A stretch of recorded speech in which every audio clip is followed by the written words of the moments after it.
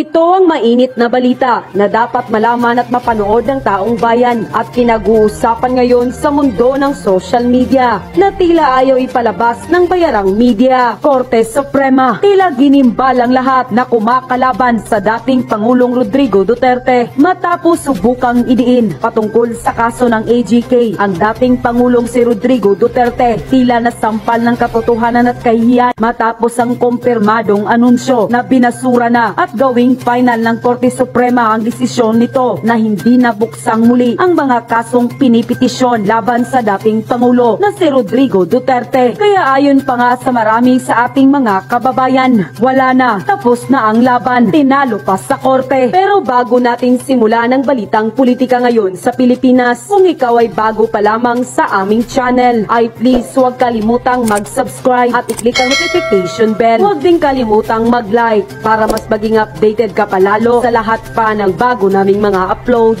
Tiniyak na mismo ng Korte Suprema ang desisyon kung saan kinumpirma na ang dismissal of human rights petition laban kay dating Pangulong Rodrigo Duterte ay tila hindi na ito maaring buksan pa ng kahit na sino. Ibinasura ng 14th Division of Court of Appeals noong June 28, 2018 ang mga petisyong inihain laban sa dating Pangulong Duterte patungkol sa tila pagkasawi ng mga kilalang aktivista di umano. Ayon mismo sa desisyon ng Korte Suprema, tapos na at hindi na kailangang buksan pa ang kasong ito dahil bukod sa nakalagay na sa Supreme Court books ang nasabing desisyon ng 14th Division, may mga datos na magpapatunay na mahina ang mga kasong isinampa laban sa dating administrasyong Duterte, kaya't naging final and executory ito noong April 29, 2024. Sinubukan pa ng grupong karapatan na i-revert ang nasabing desisyon ng Korte Suprema, ngunit hindi na ito pinahihintulutan pa ng pinakamataas na kapulungan dahil tapos na ang laban at tuluyan na nilang ibinasura ang mga kaso laban sa dating Pangulo na si Rodrigo Duterte. Ayon pa sa kumpirmadong balita na inilabas online